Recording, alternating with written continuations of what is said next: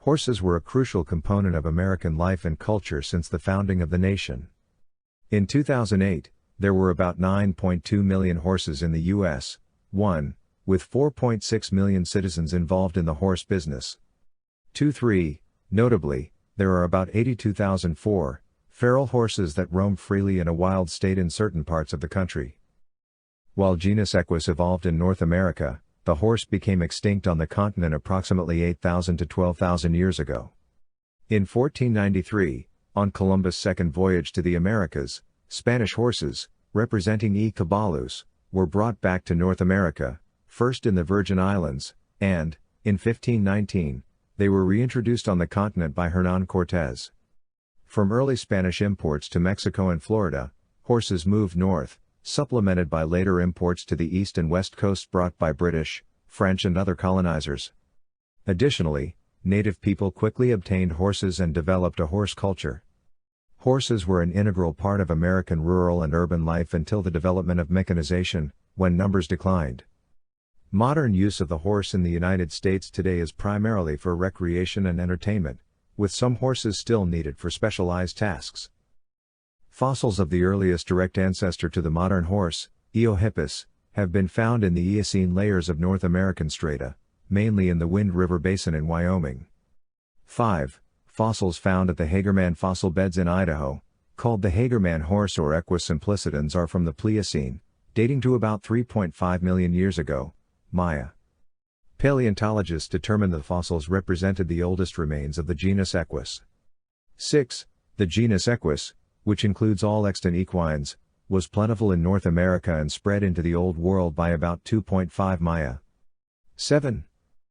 A 2005 genetic study of fossils found evidence for 3 genetically divergent equid lineages in Pleistocene North and South America.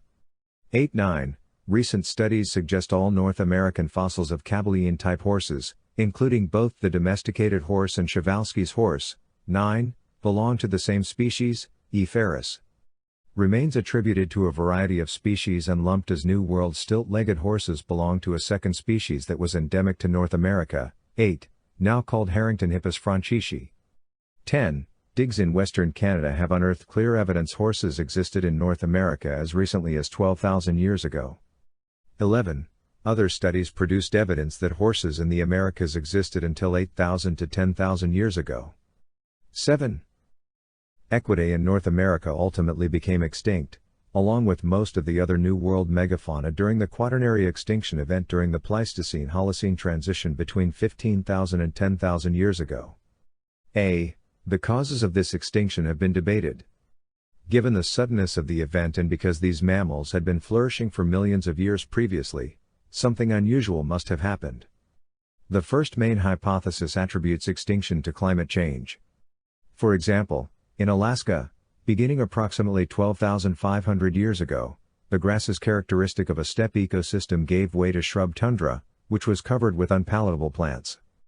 1314, however, it has also been proposed that the steppe tundra vegetation transition in Beringia may have been a consequence, rather than a cause, of the extinction of megafaunal grazers. 15. The other hypothesis suggests extinction was linked to overexploitation of native prey by newly arrived humans.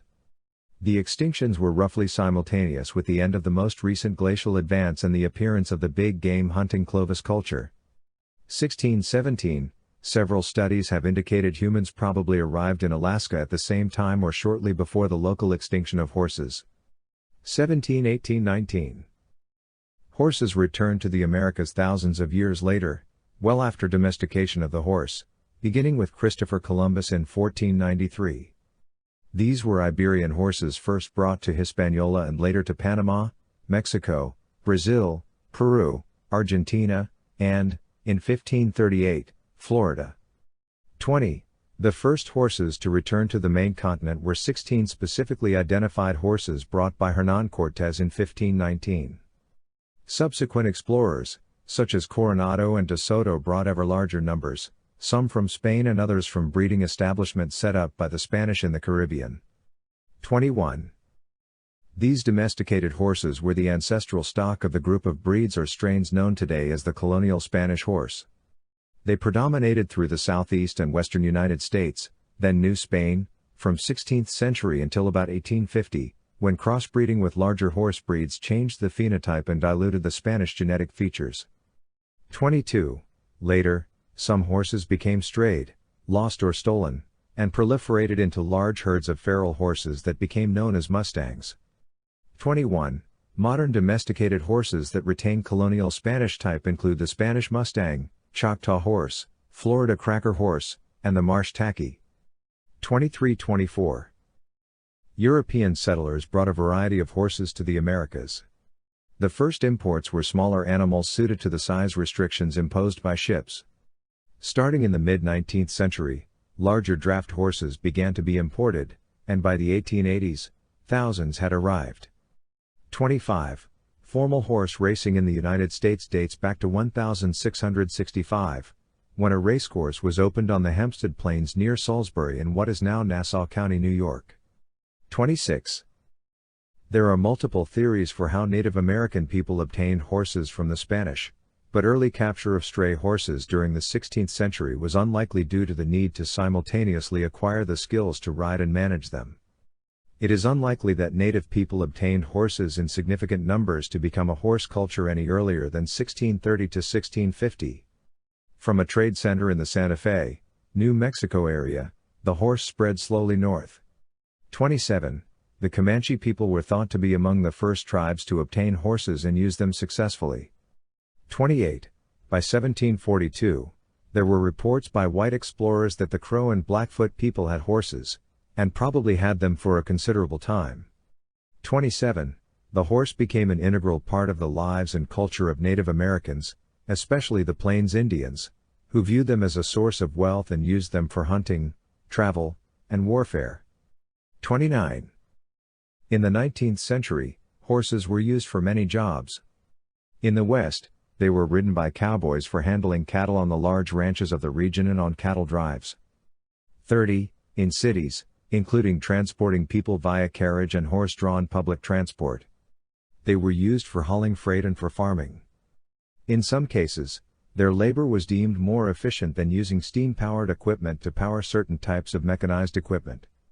At the same time, the maltreatment of horses in cities such as New York, where over 130,000 horses were used, led to the creation of the first ASPCA in 1866. 31. In the 19th century, the standardbred breed of harness racing horse developed in the United States. 32. And many thoroughbred horse races were established. At the start of the 20th century, the United States Department of Agriculture began to establish breeding farms for research, to preserve American horse breeds, and to develop horses for military and agricultural purposes. 25. However, after the end of World War I, the increased use of mechanized transportation resulted in a decline in the horse populations, with the 1926 report noting horse prices were the lowest they had been in 60 years. 33. Horse numbers rebounded in the 1960s, as horses came to be used for recreational purposes. 34.